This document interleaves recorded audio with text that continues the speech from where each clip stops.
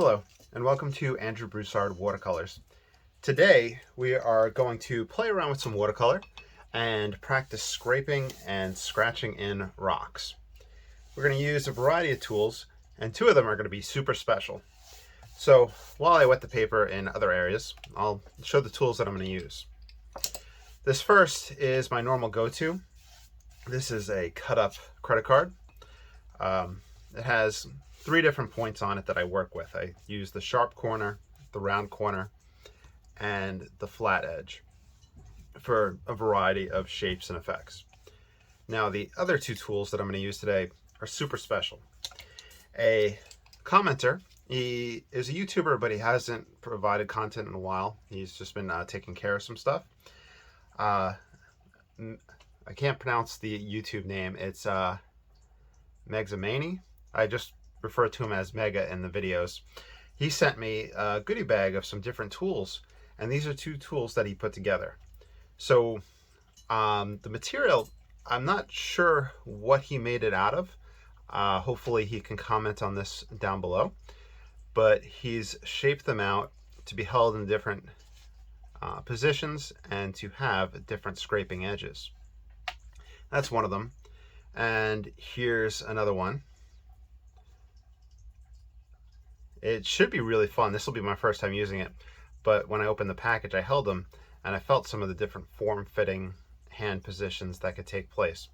So I think there's a lot of potential there and should be a lot of fun to utilize. I talked to him via email and I said, how can I accredit you? How can I let people know about what you're doing? And he said, simply just, mentioning it is fine. He also said that he had some other ones made and potentially talked about ways to get it out to viewers. So that's something that we'll look into. Let me know what you think down below. And Mr. Mega, he'll probably comment on this video. So now that the paper is nice and saturated, we will jump into the painting process.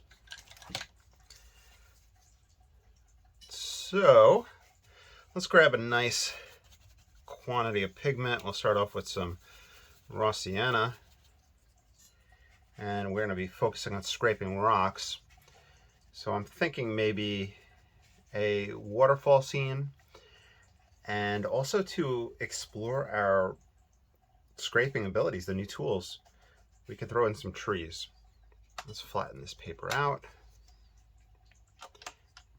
I just took a really, really good nap after work, one of those really good after work naps. So I'm still trying to wake up. I had to start this video like 3 times. It's all jumbled with my welcome speech. All right. We'll put our vertical in. We'll have our water come through. Maybe do a little foreground waterfall right in this region here.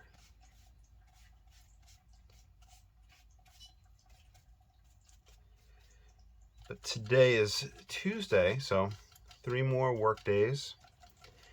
I think a coworker said 45 more days in the school year, so but who's counting down, Let's grab some ultramarine. We'll switch things up. And throw some in for sky shape.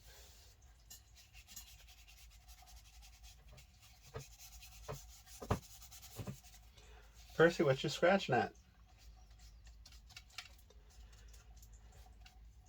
Hey, Percy and Hammy took a nap, and it was just great.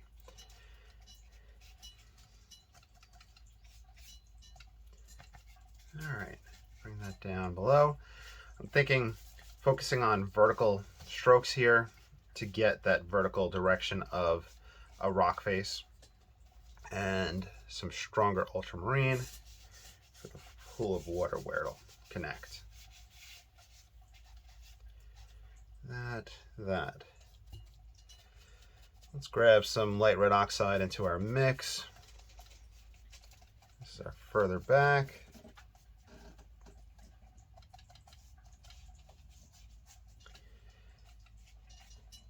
I'm trying to get some more water on the paper to assist with scraping later on.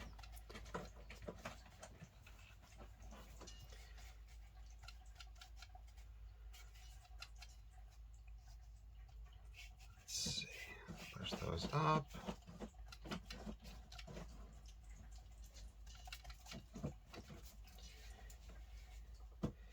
We could do foreground stuff that'll come up off the edge. Percy is just on a mission back there. All right, some burnt umber. I'm thinking that burnt umber, ultramarine, my raw sienna ultramarine, those will be my stone color mixes. Put that in there.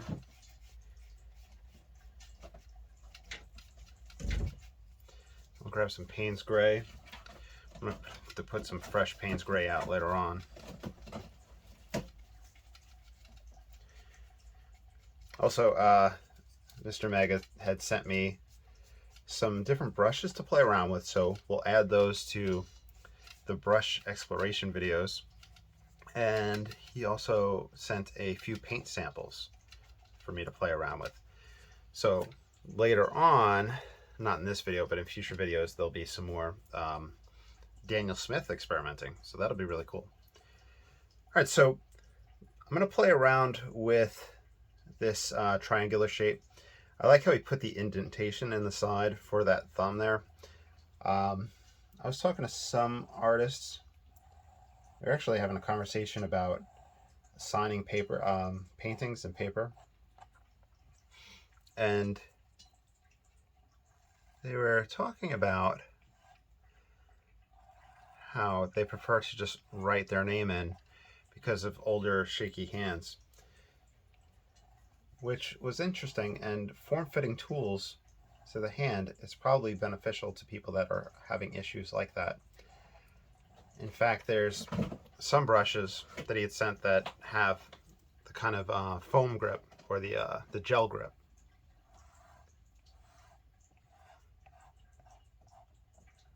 Okay, so that's our rounded edge. It cuts in kind of like the sharp edge of the credit card, which I use for a backfill line. If I use a rounded edge of the card, let's see how it compares right alongside. At this wet stage, I'm not really getting too much white of the paper. Can I pull out any white of the paper with this? Not yet. Okay. I'm going to grab this other tool, and hopefully it doesn't seem like I'm going too quick with playing around with these tools. I'm going to definitely incorporate them in future videos because I really do enjoy that form-fitting shape to them. Okay, I don't want to use that flat side yet. Okay, so some background trees scraped in. Let's now look at rock shape. So I'm thinking right off the bat, this wide shape may be a little too big for rocks. However, that cut in between isn't doing a straight line all the way across. So that's going to get you a few birds with one stone. Okay, that's cool. So this side right here, I don't know if that was intentional. This side's cutting in and doing my scraping, while the other side is not, and this one is reliefed. Okay, let's just play around and see what happens. I have to flatten this edge out. I also have to clean the art desk and the art room. I feel like that's another theme of every single one of these videos. The cats, their antics, etc. Let's use the flat edge of this guy. This one cuts in very nice.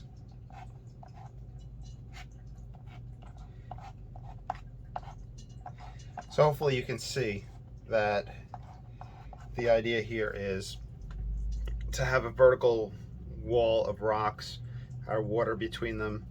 Here is our landscape heading back, and then here is our pool of water in front of us.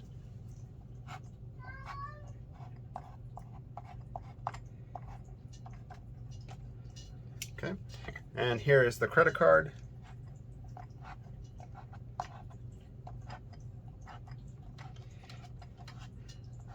Right now, just a mismatch of shapes.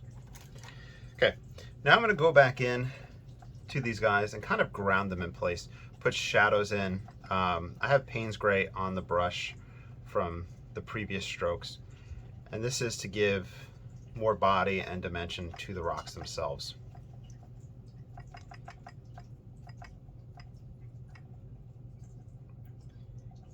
Drag down a little bit for the motion of water.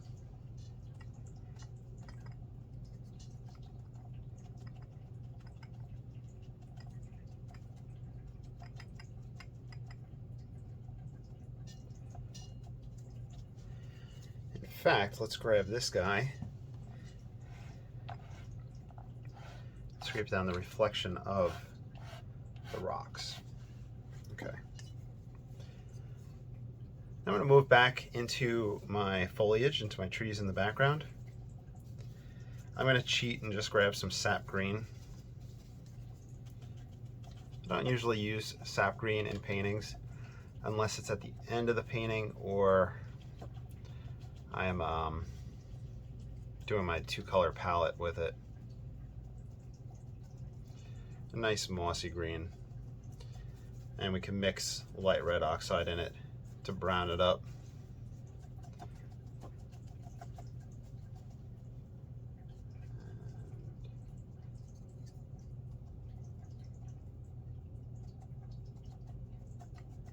Bring that over to the other side.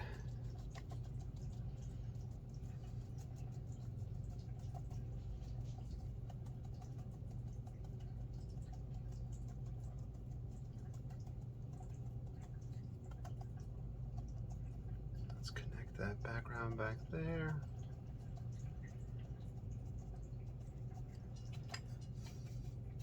Let's grab some phthalo or phthalo blue. Find that this helps with the sap green.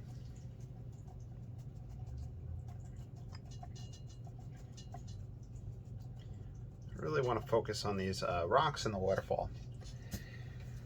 All right. Burnt umber, ultramarine. Just trying to build up my density of pigment. Here is going to be the edge of the water line.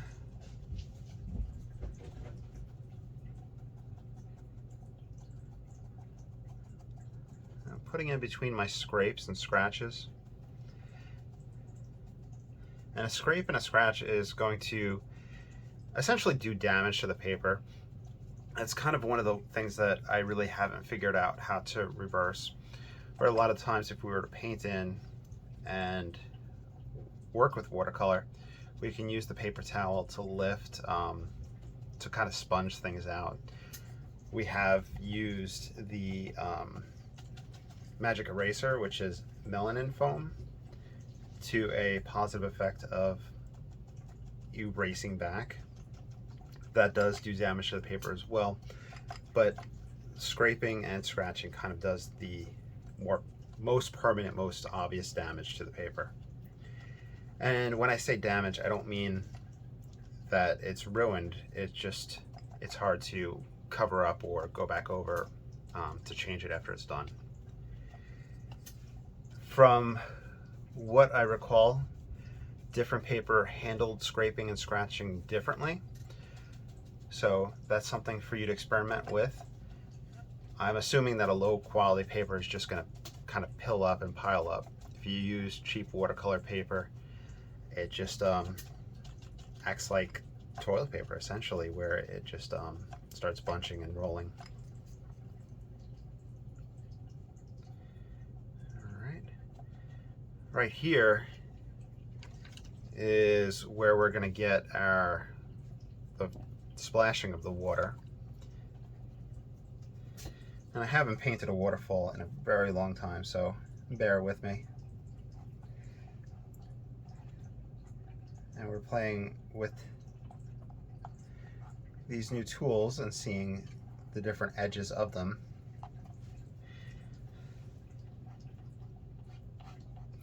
Honestly, I'm just going to throw this out there. I feel bad in the sense that I hope he watches and enjoys this video, because I'm truly appreciative that he sent me these tools.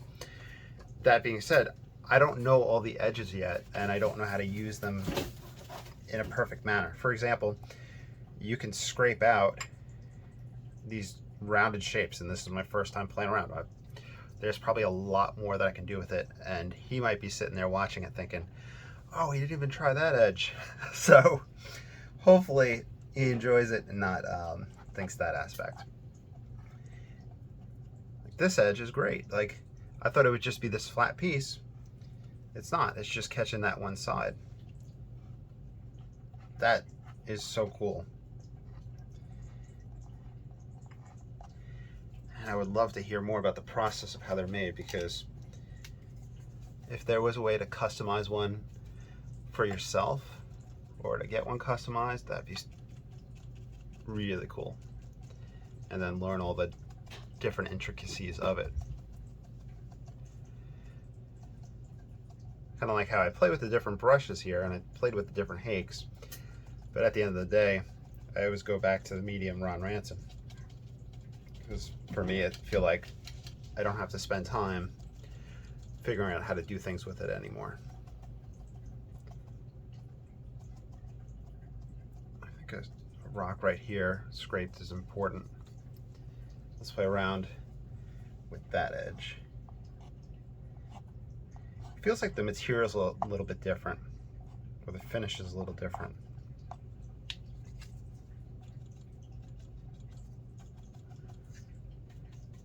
Let's grab some raw sienna.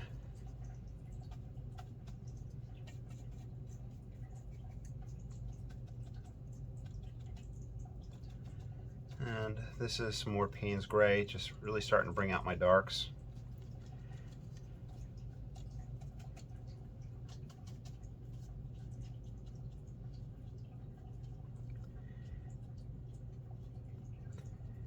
So I'm going vertical here because of my desire to get that vertical wall and that vertical reflection. But horizontal strokes on the water will give us that horizontal plane. So horizontal here, vertical here.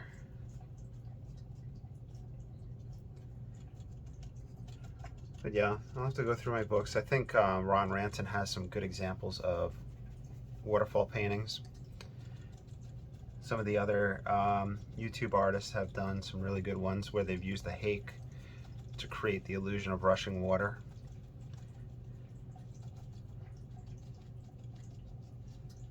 Bringing that reflection down, bringing that up here. I'm wondering if we should go back into the background and create some more isolated trees. Here is the number 1 rigger.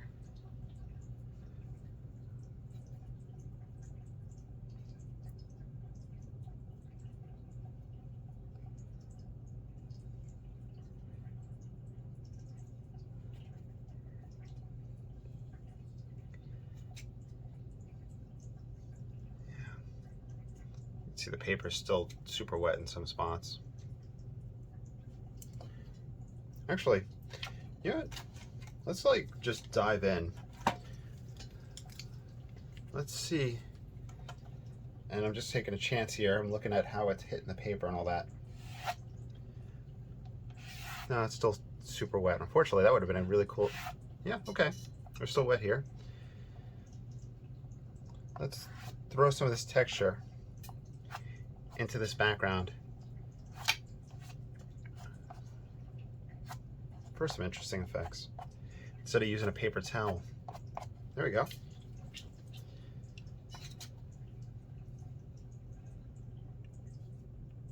All right, bringing this kind of an outcrop of trees closer to us. A little wet and wet foliage up in here.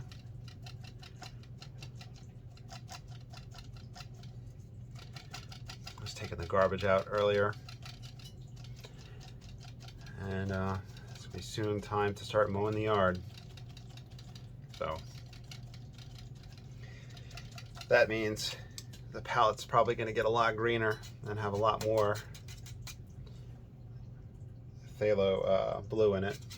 I find that the phthalo blue just gives some really awesome natural rich greens when mixed with earth tones. And I haven't played with that in a while. All right, so we're bringing things in a little bit.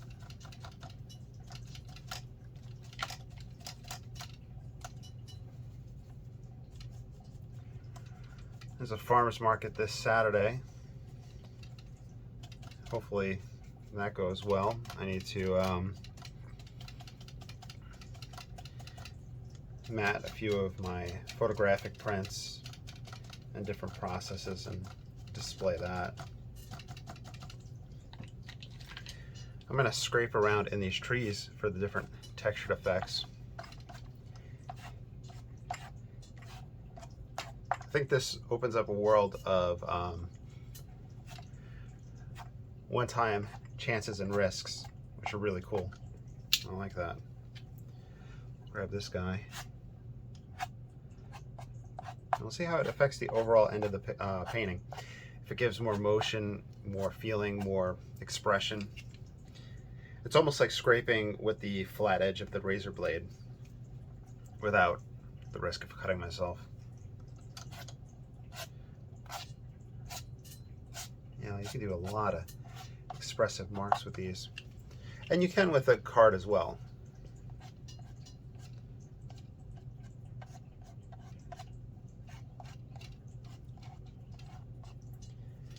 Let's pause the camera. We'll do a dry off and we'll see where we're at. And I'll move this because of that reflection. All right, so we're relatively dry. It's softened up quite a bit. And I do have a variety of marks on this painting. I always say you're more than welcome to follow along. And of course you are more than welcome to follow along. That being said, I feel like I've been kind of all over the place in this video, so I apologize. I'm gonna grab the number 4 rigger and start tying things together. So we have that wet and wet, soft phase. And now we're gonna kind of dry brush over it and see what happens. You'll see the areas that we scraped, we got a variety of tones in there as well, where we pulled back to the paper and where we caused the damage and where it backfilled. So that I like that variety that we have in those spots. And the number 4 rigger is fantastic on its side and dry brushed sideways. This is a texture technique that's used in a lot of Oriental Chinese painting processes. It's the axe stroke, I believe, used to create a rocky surface effect. Excuse me. And we can always scrape back in and play around with this if we'd like. Let's come on to the other side. Grab some Payne's Gray, trying to grab burnt umber. I didn't put any fresh paint out. I kind of just spritzed the palette with a spray bottle. Let's try to awaken some of the paints. But the paints seem like they took a nap as well.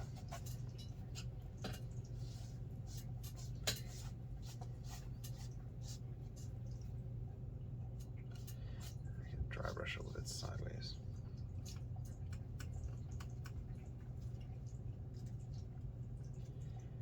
And not just the dry brush side effect, you can do these calligraphy type strokes. We can get the idea of rocks.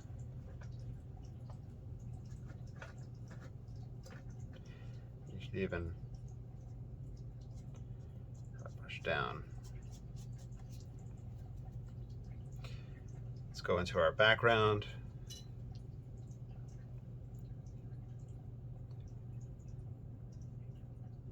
I'm going to interweave these tree trunks.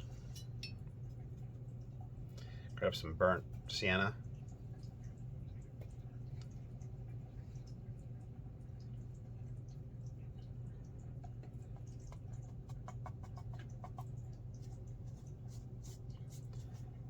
And we'll put some foliage in over these. I might even do a foreground tree coming up.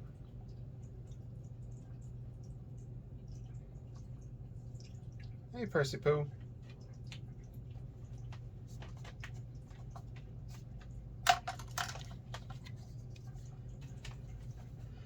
Let's grab some raw sienna. Let's get that variety there.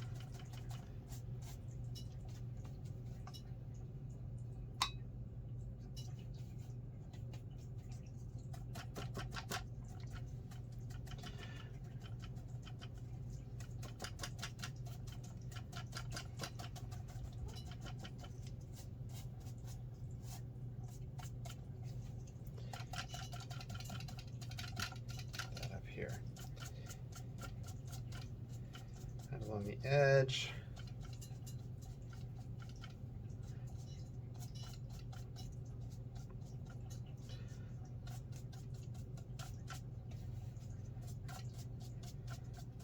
Foreground. This is where I'll have my tree and branch in the foreground come up. Need a strong pigment load. Burnt umber and Payne's Gray is what I'm going to go with.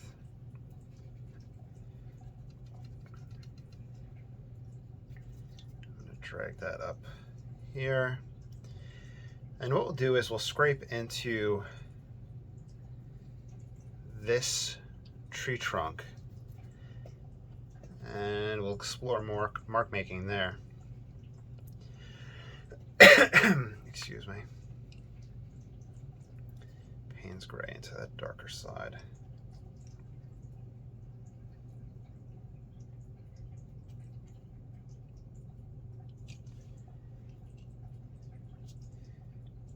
You could just have some come up here.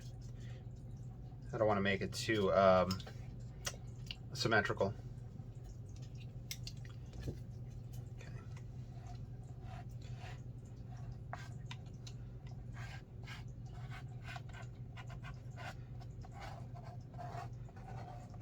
That's cool. So just scraping in.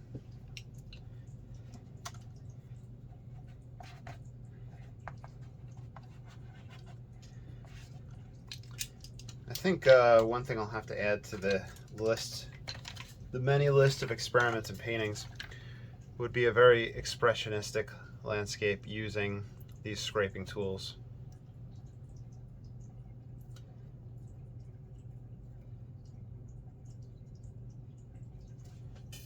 All right, let's pause for a dry off and see where we're at. We're about 29 minutes in. All right, we're relatively dried off. I want to darken up this tree. I put out some fresh Payne's Gray, and ultramarine's already going to be in the Payne's Gray, but I'm just trying to get a nice dark because it just dried too light and it blends in with everything else. Now we have this nice soupy, well, not even soupy, just toothpastey dark mix.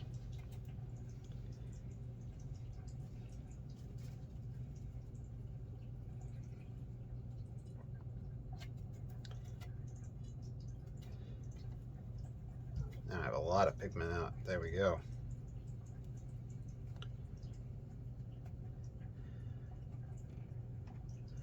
I went a little too thick in some spots, but that's fine. I could see where it kind of ridged up.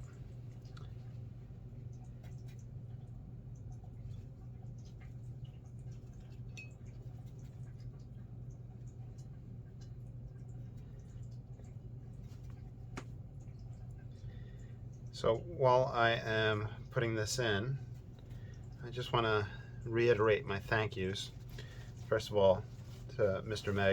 Mega, for supplying me with his homemade scraping tools. They're a lot of fun, and I think they have a lot of potential and I need to explore them more. I think that is going to open me up to even more expressionistic marks and just making some really cool stuff. So I'm really excited about that, and I really appreciate it, and I look forward to exploring all the different things in the goodie bag that he sent me. I also want to thank everybody who likes, subscribes, and comments. Honestly, it makes my day seeing what you all think, and you know, apparently this stuff is helpful, and I'm really very glad that you guys find that so. And I like being tagged in social media or seeing somebody painting in the style a la Andrew Broussard, which I never in a million years would have thought would happen. So thank you so much for your patience, first and foremost, because I know that sometimes these aren't the most straightforward things, and I go on random little rambles. And you know, thank you for kind of trusting and having fun and experimenting. Here we are, just kind of having fun and experimenting right now. I have all that fresh paint on there that I'm gonna go with. Also, huge thank you to everybody that supports the channel through Patreon and other financial means. I have the YouTube membership, and I also have Patreon, and there's the buy me a cup of coffee. And I know it's not feasible for everybody to support, and I understand that. So, but I appreciate those of you that are capable of doing so and take the time to do so. So thank you. I've been trying to put more exclusive content out for the Patreon group. We have some paint on there. Let's see how that spreads. Ooh, you can use it like a palette knife. See what I mean?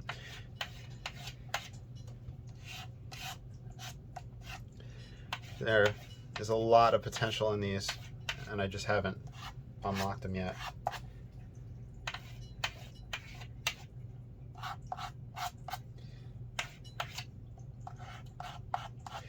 I should probably say that I'm thankful to my mom too. I know that she watched this far in this video. I just have to, you know what? Every video I should probably put a little teaser thing in it, and or like a little quiz test where she has to comment or message me with something based on the video. So this video, I think my mom should comment,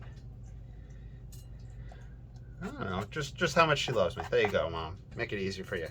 Next time I'll make it tough.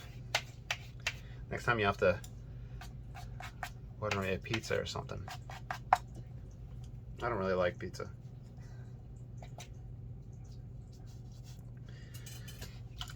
All right, we'll do our last dry off. All right, let's sign this, and then I'll sign off. I hope you had fun. I know I did. I'll be back with more content. Now it's time for the business side of things and matting some artwork, which I know it sounds like I'm complaining, and I shouldn't be, because I'm very grateful that people even take the time to look at my artwork. But I like painting. I like spending my time painting instead of matting things. All right, y'all have a great day. Have a great night. Have a great week. I'll talk to y'all soon. Bye.